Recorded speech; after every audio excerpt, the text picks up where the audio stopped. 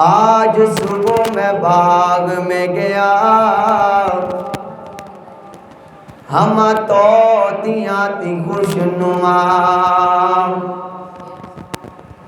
پڑھتی تھی وہ نعت مصطفیٰ، بلغ العلا بکمالہ۔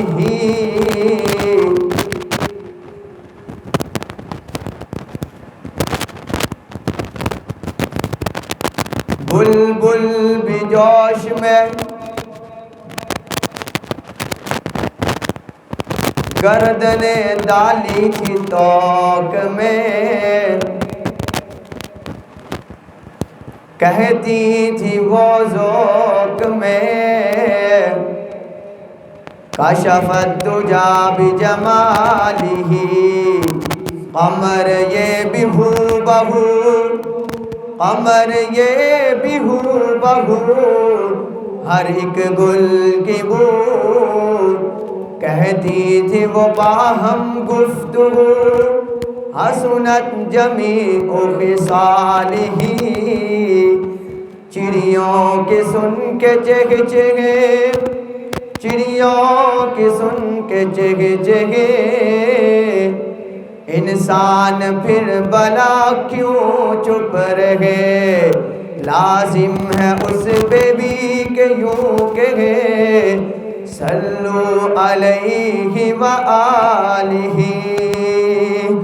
اللہم صلی علی محمد فی اول کلامنا، اللہم صلی علی محمد فی اوسط کلامنا، اللہم صلی علی محمد فی آخر کلامنا، اللہم صلی علی سیدنا و مولانا محمد النبی الامی وعلی آلہ وسلم تسلیما کثیرا کثیرا۔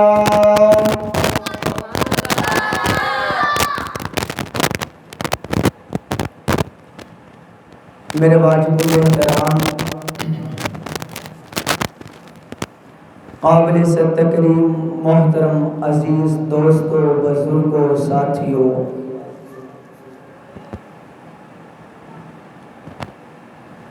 پچھلے جمعے سے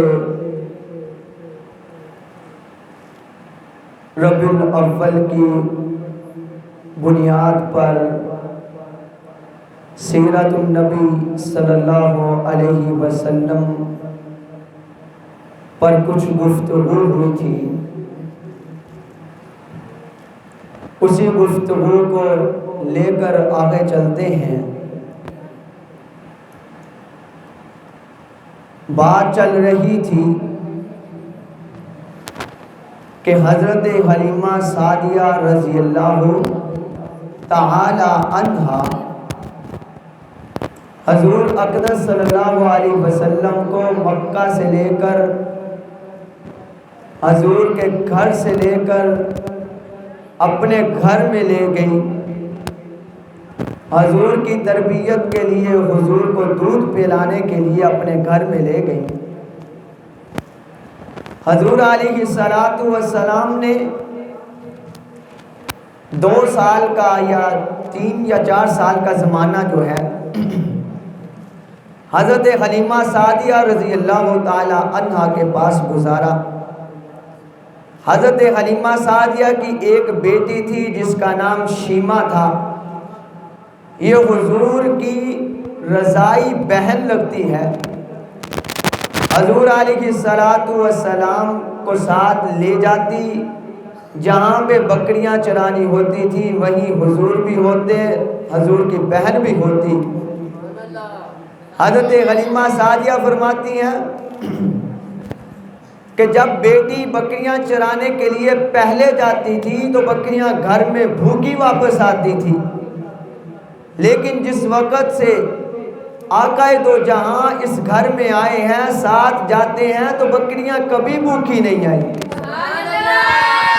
جب بھی آئی تو دوسری عورتیں بھی آتی آ کر کہتی حلیمہ وجہ سمجھ میں نہیں آتی، وہیں پہ ہماری بکریاں بھی چرتی ہیں، وہیں پہ تیری بکریاں بھی چرتی ہیں، لیکن ہماری بکریاں پھر بھی بھوکی ہوتی ہیں، تیری بکریاں جو ہیں وہ رجمی گھر میں آتی ہیں۔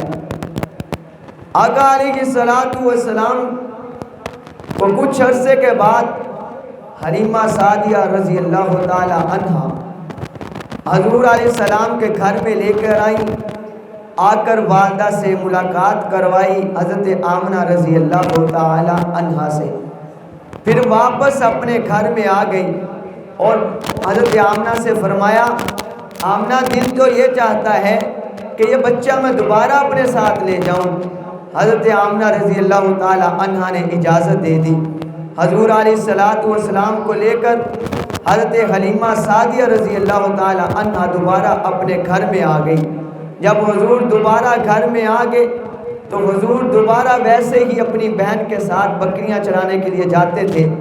یہ بکریاں یہ سارے نبیوں کی سنت ہے، ہر نبی نے بکری چرائی ہے، تو حضور علیہ الصلوۃ والسلام بھی ساتھ جاتے۔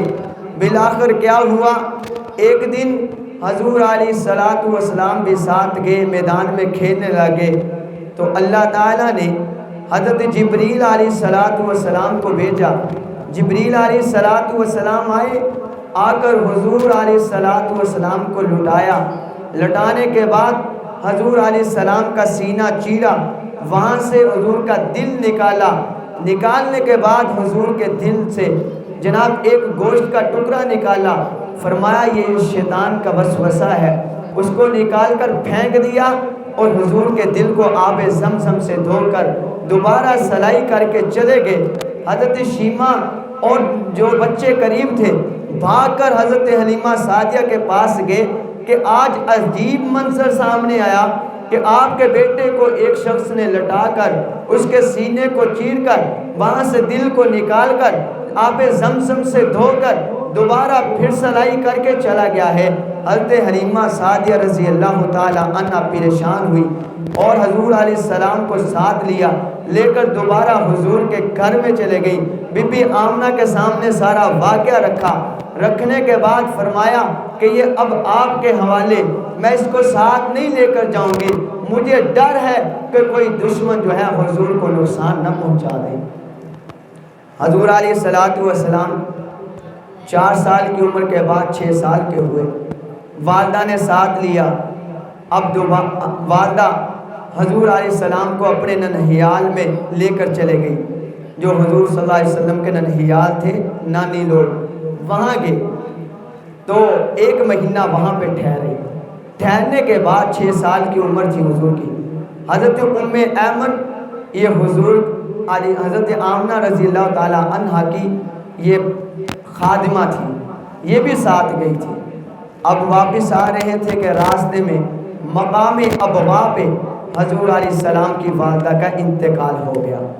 حضرت ام ایمن رضی اللہ تعالی عنہا نے حضور علیہ السلام لوگوں کے ساتھ مل کر مقام ابوا میں ہی حضور علیہ السلام کی والدہ کو دفن کیا۔ حضور کو پکڑ لیا، حضور رو رہے ہیں، ماں کی قبر کے ساتھ چمٹ گئے تھے بچے اور حضور علیہ السلام رونے لگ گئے۔ حضرت ام ایمن رضی اللہ تعالی عنہا تسلیاں دیتے ہوئے حضور کو مدینہ منورہ میں مکہ مکرمہ میں لے آئی۔ جب مکہ میں آئے، آ کر دادا کو بتایا، حضور کے دادا کو بتایا کہ باپ بھی چلا گیا، آج ماں بھی دنیا سے چلے گئی ہے، لو اب اپنے اس بچے کو سنبھالو۔ حضور علیہ السلام کے دادا نے حضور علیہ السلام کی تربیت کی۔ 6 سال کے بعد 8 سال کے حضور ہوئے تو حضور کے دادا بھی انتقال کر گئے۔ 8 سال کی عمر میں جس وقت حضور کے دادا انتقال کر گئے تو دوستو حضور علیہ السلام اس کے بعد اپنے چچا ابو طالب کی کفالت میں آگے۔ حضرت ابو طالب نے حضور علیہ السلام کی تربیت کی، حضور علیہ السلام کو سنبھالا، اور حضرت ابو طالب رضی اللہ تعالی عنہ جہاں پہ سفر میں جاتے تو حضور علیہ السلام کو ساتھ لے کر جاتے تھے۔ ایک واقعہ سامنے آیا کہ حضور علیہ السلام کو ایک مرتبہ حضرت ابو طالب جناب شام کے سفر میں ساتھ لے کر چل پڑے. جا رہے تھے، جب شام میں پہنچتے ہیں جناب پہاڑوں سے نیچے اترے. وہیں پر ایک راہب رہتا تھا. اس نے حضرت ابو طالب اور اس کے قافلے کو روک لیا. لوگوں نے کہا اے راہب، تو نے تو آج تک کبھی کسی کی طرف دھیان نہیں کیا، تو نے تو آج تک کبھی کسی کو دیکھا نہیں، تو اپنی عبادت میں اپنے کام میں مصروف ہوتا ہے، آج تو نے ان قافلے والوں کو کیوں روک لیا؟ جب حضور علیہ السلام پورا کا پورا قافلہ جناب شام کے پہاڑوں سے اتر کر آگے آتا ہے، وہ راہب جس کا نام بحیرہ تھا، اس نے جناب اپنے باورچی کو حکم دیا کہ دعوت کی جائے. اس نے جناب کھانا تیار کیا اور جناب توجہ کرنا، انہوں نے کھانا تیار کیا. تیار کرنے کے بعد سب کو دعوت دی. قافلے کے سارے لوگ آگے. جناب حضرت ابو طالب نے حضور کو بچہ سمجھتے ہوئے، اس وقت حضور کی عمر 13 سال تھی، حضور علیہ السلام کو قافلے والوں کے سامان کے پاس بٹھا کر جناب دعوت کے لیے چلے گئے. جب سارے کے سارے دعوت میں شریک ہو گئے، اس راہب نے کہا کہ جناب آپ سارے کے سارے لوگ نہیں آئے. لوگوں نے کہا آپ کو کیسے پتا چلا؟ اس نے کہا چاہے بچہ ہو، چاہے بوڑھا ہو، چاہے نوجوان ہو، میں نے سب کی دعوت کی ہے، میں نے کسی کو بھی نہیں چھوڑنا. جناب حضور کو بلا کر لاؤ. حضور علیہ السلام بھی تشریف لائے. کھانا کھایا. کھانے کے بعد وہ راہب سے سوال کیا گیا، اے راہب، آج تک کتنے قافلے جہاں سے گزرے ہیں، تو نے کبھی کسی کی طرف نگاہ اٹھا کر نہیں دیکھا، تو اپنے کام میں مصروف رہا، تو اپنی عبادت میں مصروف رہا. آج تو نے اس قافلے والوں کی دعوت بھی کی، آج تو نے اس قافلے والوں کو جناب ایسا منظر بھی دکھایا کہ جناب بچہ پیچھے آؤ، اس کو بھی لے کر آؤ. اے راہب ذرا بتا تو صحیح تجھے کیسے علم ہوا؟ اس نے کہا میں جس وقت اپنے حجرے میں بیٹھا تھا میں کیا دیکھ رہا تھا؟ جس وقت یہ قافلہ پہاڑوں سے اتر رہا تھا جناب میں نے دیکھا کہ پہاڑ بھی جھک جھک کر حضور کو سلامیاں پیش کر رہے تھے. اس نے کہا میں نے دیکھا کہ درخت جو ہے اپنی جگہ چھوڑ کر حضور کو سلامیاں پیش کر رہے تھے. اس نے کہا ابو طالب یہ کوئی عام انسان نہیں، اگرچہ یہ 13 سال کا بچہ ہے لیکن یہ آنے والے وقت میں ایک آخری نبی بننے والا ہے. اس کو آگے نہ لے کے جاؤ، اس کو فوراً واپس بھیج دو مکہ مکرمہ میں. تو حضرت ابو طالب نے کچھ کہتے ہیں کہ 2 آدمیوں کے ساتھ حضور علیہ السلام کو واپس بھیج دیا. حضور اپنے گھر میں آ گئے اور یہ قافلہ اپنے کام پہ چلا گیا. تو جناب حضور علیہ السلام 4 سال کی عمر میں حضرت حلیمہ سعدیہ سے اپنے گھر میں واپس آئے. 6 سال کی عمر میں مقام ابوا میں حضور کی والدہ کا انتقال ہوا. 8 سال کی عمر میں حضور کے دادا کا انتقال ہوا. 13 سال کی عمر میں حضور نے یہ شام کا سفر کیا ہے. اسی طرح آگے چلیں تو 15 سال کی عمر میں میرے پیغمبر علیہ السلام نے لوگوں کے ساتھ رہن سہن شروع کیا، لوگوں کے ساتھ تجارت شروع کی. میرے پیغمبر علیہ السلام کے 2 تجارت کے شریک تھے، ایک کا نام عبداللہ بن ابی سہا تھا، دوسرے کا نام قیس تھا. حضور علیہ السلام دونوں کے ساتھ تجارت کرتے تھے. عبداللہ کہتا ہے ایک مرتبہ میں نے پیغمبر علیہ السلام کے ساتھ تجارت کے معاملات میں لین دین میں میں نے پیغمبر کو راستے میں کھڑا کیا، ایک جگہ پہ کھڑا کیا. میں نے کہا پیغمبر آپ یہاں پہ کھڑے ہو جائیے، میں گھر سے سامان لے کر آتا ہوں، میں گھر سے فلاں چیز لے کر آتا ہوں. لیکن میں گھر میں گیا تو میں بھول گیا. وہ فرماتے ہیں میں 2 دن کے بعد غالباً آتا ہے کہ مجھے یاد آیا تو میں اسی جگہ پہ گیا تو میں نے جا کر دیکھا کہ پیغمبر علیہ السلام اسی جگہ پہ موجود تھے. کیوں موجود تھے؟ حضور علیہ السلام نے اپنے وعدے کو پہلے بھی پورا کیا ہے. نبوت ملنے سے پہلے بھی حضور امین تھے، وعدوں کو پورا کرنے والے تھے، اور حضور علیہ السلام نبوت کے بعد بھی وعدوں کو پورا کرنے والے تھے. پیغمبر علیہ السلام 25 سال کی عمر ہوئی، حضرت خدیجہ رضی اللہ تعالی عنہا سے پہلا نکاح ہوا، جس کے گھر میں 4 بیٹیاں 3 بیٹے پیدا ہوئے. کچھ کہتے ہیں 2 بیٹے پیدا ہوئے۔ حضور علیہ السلام 35 سال کی عمر ہوئی۔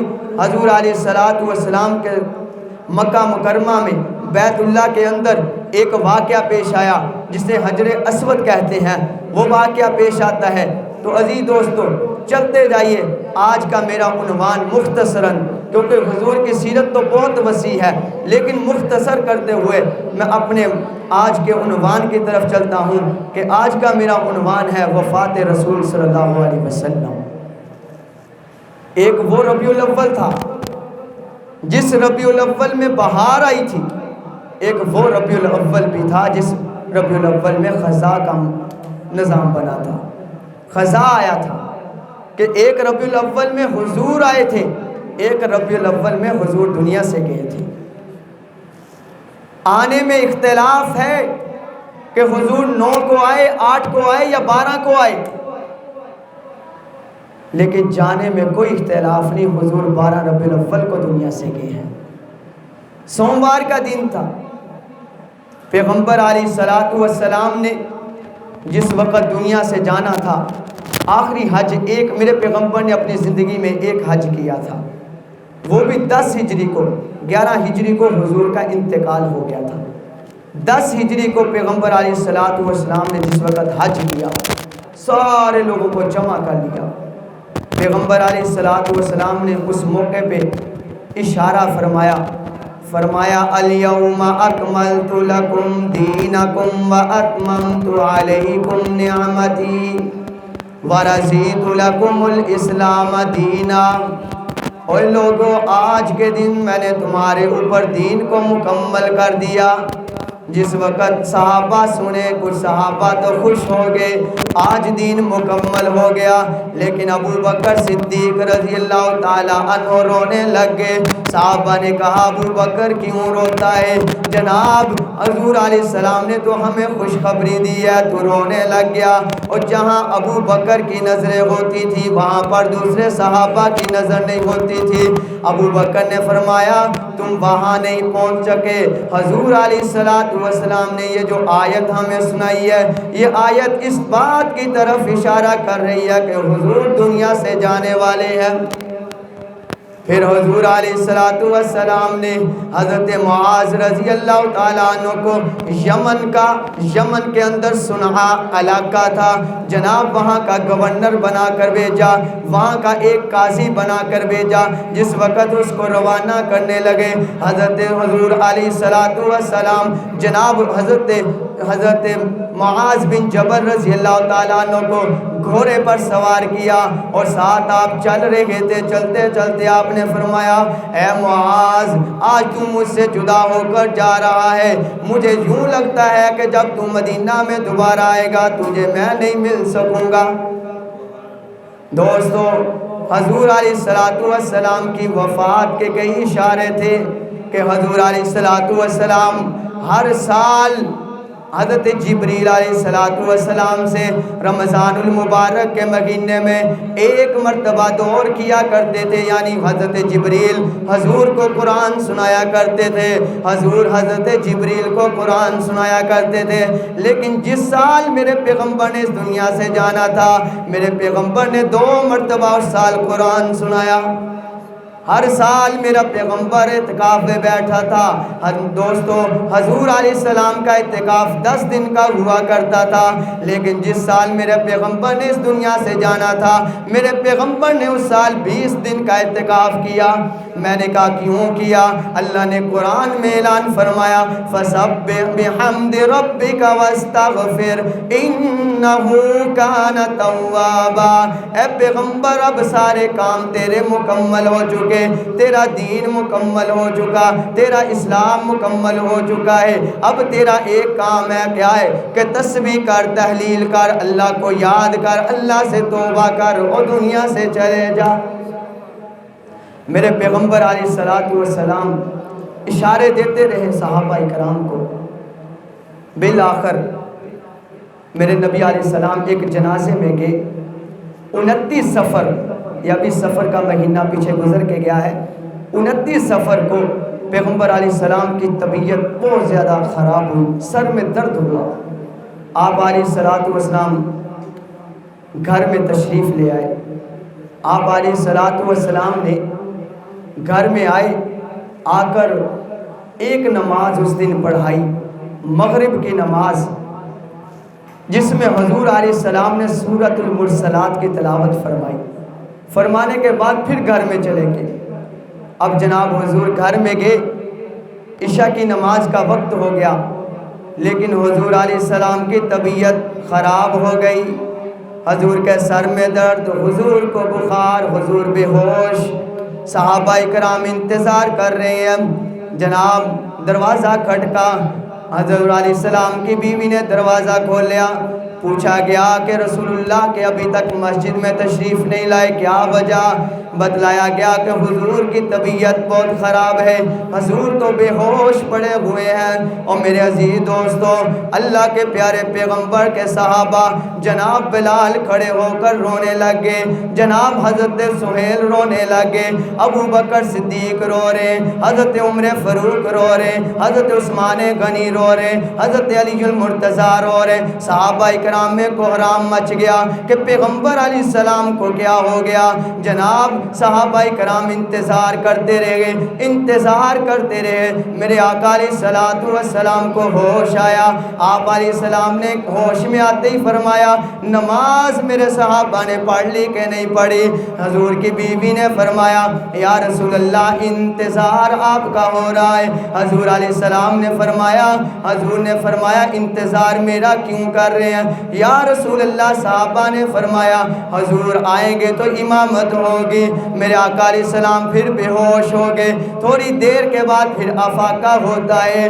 جناب حضور علیہ السلام جس وقت ہوش میں آئے، پھر فرمایا صحابہ نے نماز ادا کر لی کہ نہیں؟ یا رسول اللہ آپ کا انتظار ہو رہا ہے۔ حضور نے فرمایا میرا انتظار نہ کرو، مرو ابا بکر فلیصلی بالناس، اے عائشہ جاؤ جا کر کہو ابو بکر سے کہہ دو کہ نماز پڑھائے۔ یا رسول اللہ میرا باپ بڑا نرم دل ہے، یا رسول اللہ میرا باپ بڑا کمزور دل ہے، وہ آپ کے مصلی پہ کیسے کھڑا ہوگا؟ اگر مصلی پہ کھڑا ہوگا وہ تو روتا ہی رہے گا، اللہ کے رسول نماز کیسے پڑھائے گا؟ تو اللہ کے نبی نے فرمایا نہیں، فرمرو ابا بکر فلیصلی بالناس، ابو بکر کو حکم دو۔ یا رسول اللہ عمر کو کہہ دیتی ہوں، عثمان کو کہہ دیتی ہوں، علی کو کہہ دیتی ہوں۔ نہیں عائشہ، اللہ نے حکم دیا ہے کہ ابو بکر ہی میرے مصلی پہ کھڑا ہو سکتا ہے، اس کے علاوہ کوئی نہیں کھڑا ہو سکتا۔ ابو بکر نے نماز پڑھانی شروع کی۔ جناب نماز ہوئی، جمعرات کو حضور کی طبیعت زیادہ خراب ہوئی، جمعرات، جمعہ، ہفتہ، حضور کے مصلی پہ ابو بکر نے نمازیں، حضور کی زندگی میں 17 نمازیں ابو بکر نے پڑھائی۔ پڑھانے کے بعد حضور علیہ الصلوۃ والسلام ایک دن کچھ طبیعت ٹھیک ہوئی، فرمایا علی کو بلاؤ، عباس کو بلاؤ۔ علی بھی آئے، عباس بھی آئے، دونوں کے کندھوں کے سہارے پہ حضور مسجد میں تشریف لے آئے۔ آ کر آپ صلی اللہ علیہ وسلم نے جب حضرت ابو بکر صدیق نماز پڑھا رہے تھے، آپ علیہ الصلوۃ والسلام کو دیکھا، پیچھے ہو گئے۔ اب حضور نے فرمایا ٹھہر جاؤ، اشارہ فرمایا، لیکن حضور علیہ السلام جا کر ابو بکر کے بائیں طرف بیٹھ گئے۔ ابو بکر نے حضور کی اقتدا کی اور سارے صحابہ نے ابو بکر کی اقتدا میں نماز پڑھی۔ جب نماز ہوئی، آپ منبر پہ تشریف لائے، آپ نے فرمایا الصلاۃ وما ملکت ایمانکم، میرے صحابہ نماز کو نہ چھوڑنا، نماز کو نہ چھوڑنا، وما ملکت ایمانکم، جو تمہارے غلام ہیں، تمہارے جو خادم ہیں، تمہاری بیویاں ہیں، ان کے ساتھ اچھا سلوک کرنا۔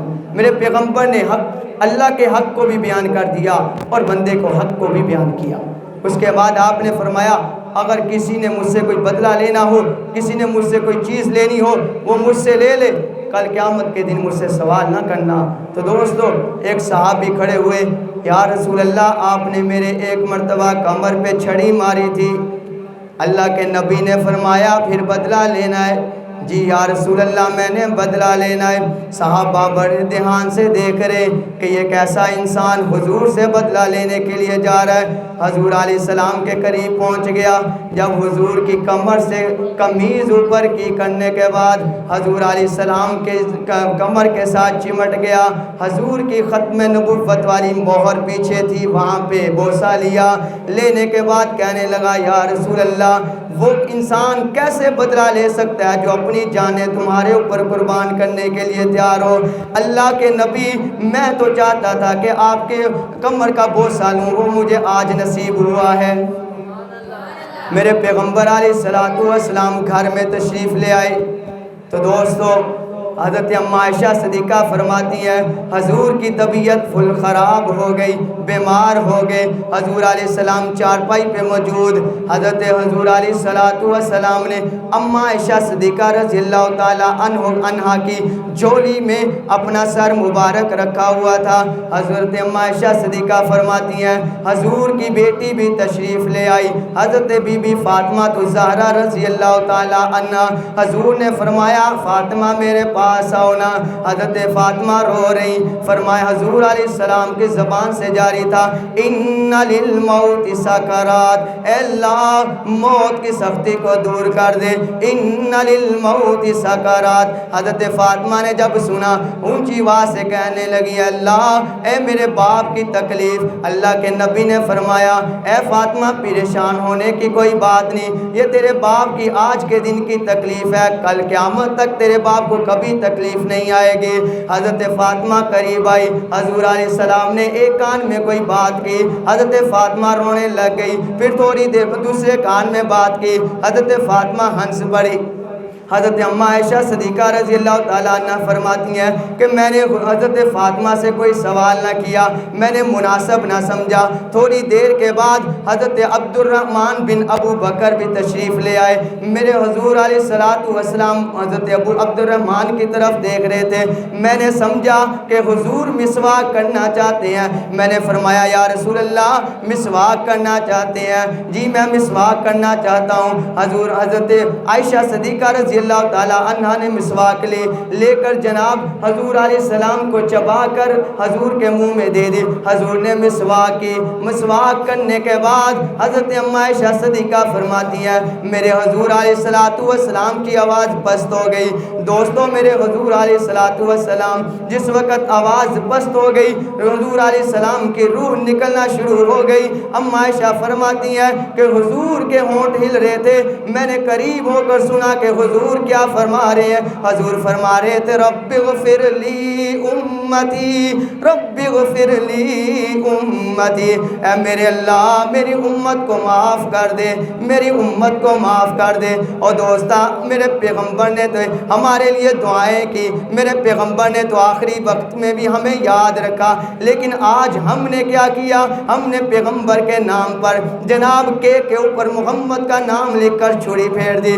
آج ہم نے پیغمبر کے نام پر جناب خانہ کعبہ بنایا، آج روضہ رسول بنایا، جناب ٹرک کے آگے سجایا، سجانے کے بعد اوپر بیٹھ گئے، بیٹھنے کے بعد ٹانگیں جو اپنے پاؤں جو ہیں ان کے اوپر کر کے بیٹھ گئے۔ اور دوستا آج ہم نے پیغمبر علیہ السلام نے تو ہمیں اپنے مرتے دم تک نہ بھولے، لیکن ہم نے پیغمبر علیہ السلام کے نام پہ جناب ملتان کے اندر حوریں نکالی گئیں۔ جناب فیصل آباد میں میں نے اپنی آنکھوں سے دیکھا پیغمبر علیہ السلام کے جشن کی بنیاد پر جناب کنجریاں نچائی گئیں۔ یہ میرے نبی کا دین نہیں، یہ میرا اسلام نہیں۔ میرے پیغمبر علیہ السلام کا تو آخری الفاظ یہ تھا الصلاۃ وما ملکت ایمانکم، او لوگوں نماز کو نہ چھوڑنا، نماز کو نہ چھوڑنا۔ آج جناب جلوس نکلتے ہیں، مجھے بتاؤ کبھی رفیقی چوک میں جا کر دیکھ لینا اتوار والے دن، خدا کی قسم جتنے لوگ ہوں گے نماز بھی چھوٹ جائے گی، قرآن بھی چھوٹ جائے گا، دعویٰ ہوگا کہ ہم عاشق رسول ہیں۔ یہ کیسے عاشق رسول ہیں؟ دوستو حضور کی روح نکلی، حضور علیہ السلام کے صحابہ کی کوہرام مچ گیا۔ وہ صحابی جو جناب کھیتوں میں کھڑا تھا اس کو پتا چلا، فوراً کہنے لگا اللہ میری آنکھوں کی بینائی واپس لے جا، کسی نے کہا کہ تو نے زندگی نہیں گزارنی، کہنے لگا مجھے آنکھوں کی ضرورت نہیں، وہ آنکھیں جو پیغمبر کا دیدار ہی نہ کر سکے، آج کے بعد آنکھوں کی ضرورت نہیں۔ جناب وہ عمر، جناب جس کے بارے میں نبی نے فرمایا میرے بعد اگر کوئی نبی ہوگا تو عمر ہوگا، کھڑا ہو گیا۔ مسجد نبوی میں سارے صحابہ بیٹھے ہیں، ابو بکر گھر میں تشریف فرما نہیں تھے، ابو بکر کہیں اور گئے ہوئے تھے۔ جناب ابو بکر صدیق رضی اللہ تعالیٰ عنہ کو بھی پیغام بھیجا گیا، حضرت سالم رضی اللہ تعالیٰ عنہ کو بھیجا گیا، جاؤ ابو بکر کو بلا کر لاؤ۔ ابو بکر صدیق بھی آ رہے ہیں، جناب حضرت عمر فاروق تلوار اٹھا کر کھڑے ہیں۔ آج کسی نے کہا کہ میرے نبی کی موت آ چکی ہے، میرا نبی دنیا سے جا چکا ہے، آج میں اس کی گردن اڑا کر رکھ دوں گا۔ جناب ابو ہریرہ رضی اللہ تعالیٰ عنہ جناب بے ہوش ہو کر گر گئے۔ لوگوں نے کہا ابو ہریرہ تو کیوں بے ہوش ہو گیا، تو نے تو پہلے بھی تو 8 دن فاقہ برداشت کیا ہے۔ ابو ہریرہ کہنے لگا او دنیا کے لوگوں، پہلے فاقہ ہوتا تھا، بے ہوشی ہوتی تھی، خدا کی قسم حضور کا چہرہ دیکھتا تھا تو بھوک بھی دور ہو جاتی تھی۔ آج کے بعد کس پیغمبر کو دیکھیں گے، کس کی زیارت کریں گے؟ حضرت ابو بکر صدیق آئے، سیدھے گھر میں تشریف لے آئے، آ کر حضور علیہ السلام کے چہرے پہ چادر تھی، چادر کو سائیڈ پہ کیا، حضور علیہ السلام کی پیشانی کو چوما، بوسہ دیا، فرمایا انک میت وانہم میتون۔ مسجد نبوی میں تشریف لے آئے، صحابہ سارے بیٹھے ہوئے تھے۔ صحابہ نے کہا عمر تو آج یہ کہہ رہا ہے۔ ابو بکر صدیق نے قرآن پڑھنا شروع کر دیا، فرمایا انک میت وانہم میتون وما محمد الا رسول قد خلت من قبلہ الرسل۔ آگے فرمایا او لوگوں جو محمد کی عبادت کرتے تھے، قد مات، محمد دنیا سے چل چکے ہیں، جو اللہ کی عبادت کرتے تھے اللہ قیامت تک، هو الحی القیوم، وہ ہمیشہ کے لیے زندہ رہنے والے ہیں۔ حضرت عمر فاروق نے فرمایا کہ میں نے جب حضرت ابو بکر صدیق کی زبان سے قرآن کو سنا، میں نے یوں سمجھا کہ یہ قرآن ابھی ابھی نازل ہوا ہے۔ حضرت ابو بکر صدیق نے دیکھا سارے صحابہ بے سہارا ہو گئے۔ حضرت ابو بکر صدیق نے آگے سارے صحابہ کو سنبھالا، سہارا دیا، فرمایا کہ حضور دنیا سے جا چکے ہیں۔ اور ایک طرف حضور دنیا سے گئے، اب دوسری طرف جس وقت بڑا آدمی دنیا سے جائے پھر اس نظام کو سنبھالنے کے لیے امیر کی ضرورت ہوتی ہے۔ اب جناب خلیفہ بنانے کے لیے بنو ثقیفہ بنی سعدہ میں انصار بیٹھ گئے اور ایک طرف مہاجر بیٹھ گئے۔ بنی ثقیفہ سعدہ میں انصار کہنے لگے کہ ہم اپنا امیر مقرر کریں گے، اور مہاجر کہنے لگے ہم اپنا امیر مقرر کریں گے۔ تو اس طرح کی باتیں شروع ہو گئی۔ حضرت ابو بکر صدیق رضی اللہ تعالیٰ عنہ کو پتہ چلا کہ جناب ثقیفہ بنی سعدہ میں انصار بیٹھ کر مشورہ کر رہے ہیں۔ حضرت ابو بکر صدیق نے حضرت عمر فاروق کو ساتھ لیا، وہاں پہنچ گئے، جا کر ان لوگوں کو بتایا پیغمبر علیہ السلام نے فرمایا تھا، کیا فرمایا تھا کہ قریش میں سے اگر میرے بعد کوئی خلیفہ بنے گا وہ صرف قریش میں سے بنے گا۔ تو انصار کے جو لوگ تھے وہ سمجھ گئے کہ اب ہم میں سے کوئی خلیفہ نہیں بن سکتا، اگر بن سکتا ہے تو وہ مہاجرین میں سے بن سکتا ہے۔ تو حضرت عمر فاروق کھڑے ہوئے، فرمایا ابو بکر کھڑا ہونا۔ حضرت ابو بکر کھڑے ہوئے، سارے لوگوں کو متوجہ کیا، کرنے کے بعد فرمایا او لوگوں، اللہ کی قرآن کی 3 آیات ایسی ہیں جو صرف ابو بکر کے بارے میں نازل ہوئی، دنیا میں کسی انسان کے لیے نازل نہیں ہوئی۔ فرمایا ثانی اثنین اذ ہما فی الغار اذ یقول لصاحبہ لا تحزن ان اللہ معنا، کہ اللہ جو ہے وہ صرف ابو بکر کے ساتھ ہے۔ حضرت ابو بکر صدیق رضی اللہ تعالی عنہ کو امیر مقرر کر دیا، فرمایا کہ لوگوں میں ابو بکر صدیق کے ہاتھ پہ بیعت کرتا ہوں۔ حضرت ابو بکر صدیق نے بیعت کی، ابو عمر نے بیعت کی، تو سارے لوگوں نے بیعت کر لی، ابو بکر صدیق کو خلیفہ مقرر کر لیا۔ مقرر کرنے کے بعد اب جناب مسجد نبوی میں تشریف لائے، آتے ہی حضور علیہ الصلوۃ والسلام کے غسل دینے کا مسئلہ پیش آ گیا۔ ابو بکر صدیق کھڑے ہوئے، بتلایا کہ حضور علیہ السلام کے کپڑے اتارنے چاہیے کہ نہیں غسل کے وقت، قمیض؟ تو حضرت ابو بکر صدیق نے بتلایا حضور علیہ السلام کی قمیض نہیں اتاری جائے گی، ایسے ہی غسل دیا جائے گا اور 3 کپڑوں میں حضور کو لپیٹ دیا جائے گا۔ حضور علیہ السلام کو لپیٹ دیا گیا۔ اس کے بعد جناب قبر کا مسئلہ بن گیا، دفن کا مسئلہ بنا کہ حضور کو دفن کس جگہ کیا جائے گا۔ بعض نے کہا کہ شام کے اندر فلسطین میں مسجد اقصیٰ میں دفن کیا جائے، کیونکہ وہاں پر کئی انبیاء دفن ہیں۔ لیکن حضرت ابو بکر صدیق کھڑے ہوئے، فرمایا کہ میں نے پیغمبر سے سنا ہے، پیغمبر علیہ السلام نے فرمایا جس جگہ پر نبی علیہ السلام کی موت آتی ہے وہیں پہ اس کو دفن کیا جاتا ہے۔ لہٰذا اماں ہے عائشہ رضی اللہ تعالیٰ عنہ کے حجرے میں حضور کو موت آئی ہے، وہیں پر حضور کو دفن کیا جائے گا۔ وہاں پر قبر کھودنے کے وقت پھر جناب مسئلہ پیش آیا کہ اب قبر کس شکل میں کھودی جائے گی، لحد کے شکل میں یا دوسری بنائی جائے گی۔ حضرت ابو بکر صدیق نے فرمایا دونوں صحابہ کو بلایا جائے، جو صحابی پہلے پہنچ جائے گا وہ آ کر قبر کھودے گا۔ حضرت طلحہ رضی اللہ تعالیٰ عنہ پہلے پہنچے، آ کر جناب لحد کی شکل میں قبر کو کھودا گیا۔ حضور علیہ السلام کو جس وقت دفن کرنے کے بعد جنازے کا وقت آیا، پھر مسئلہ پیش آیا کہ حضور پر جنازہ پڑھا جائے گا کہ نہیں۔ غیب سے آواز آئی کہ نبی پر جنازہ نہیں پڑھا جاتا، بلکہ تم تھوڑی دیر کے لیے سارے باہر نکل جاؤ۔ اماں عائشہ کے حجرے سے سارے صحابہ باہر نکل آئے۔ حضور نے فرمایا کہ پہلے جناب فرشتے آئیں گے، وہ آ کر درود و سلام پیش کریں گے۔ جبریل آئے، میکائیل آئے، اسرافیل آئے، اسرائیل آئے، سب فرشتوں نے آ کر درود و سلام پیش کیا۔ اس کے بعد صحابہ 10 لوگوں کی جماعت بنتی گئی، حضور پر جناب درود و سلام پیش کرتے رہے۔ پھر جناب حضور کو دفن کر دیا گیا۔ دفن کرنے کے بعد واپس آتے ہیں، اماں فاطمہ کہتی ہے اے انس رضی اللہ تعالی عنہ تو نے کیسے مجھے بتا لوگوں نے یہ کیسے کر دیا کہ میرے باپ کو لوگ کیسے مٹی میں ڈال کر آگے ہیں، لوگوں نے میرے باپ کی قبر پر کیسے مٹی ڈال دی، یہ تم نے جگرا کہاں سے لے لیا؟ اماں فاطمہ رو رہی ہے۔ اور دوستو حضرت حضور علیہ السلام کے صحابہ اکرام کو حرام مچا ہوا ہے، لیکن آج ہم لوگوں نے پیغمبر علیہ السلام کے نام پر کیا کچھ کر کے رکھ دیا ہے۔ ہمیں سوچنا چاہیے، وہی 12 ربیع الاول کو حضور کا انتقال ہوا، وہی 12 ربیع الاول کو حضور پیدا ہوئے۔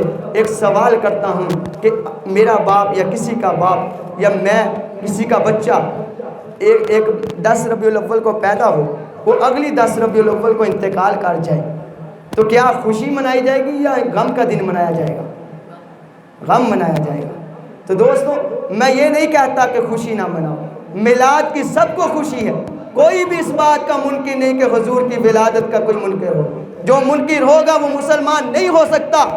حضور کی ولادت کی سب کو خوشی ہے، لیکن ویسے مناؤ جیسے قرآن کا حکم، جیسے حضور کا حکم، جیسے صحابہ کا حکم۔ حضور کا حکم تو یہ تھا، حضور علیہ السلام سوموار کو روزہ رکھتے۔ صحابہ نے پوچھا حضور روزہ کیوں رکھا ہے؟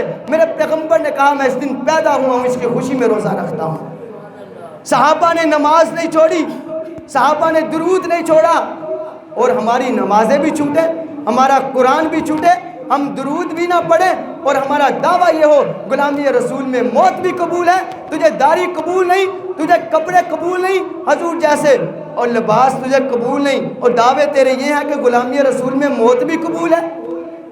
دوستو ہمیں اپنے آپ کو حضور اور صحابہ کے طریقے جیسا بنانا ہے، اس لیے کوشش کریں کوئی ایسا ہم سے کام نہ ہو جائے جو اللہ کے رسول کو پسند نہ ہو، کل قیامت کے دن ہم بھی ان میں شریک ہوں۔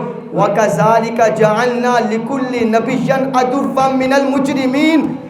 اللہ کے نبی کھڑے ہو کر کہیں گے یہ لوگ جو ہیں یہ میرے دشمن ہیں۔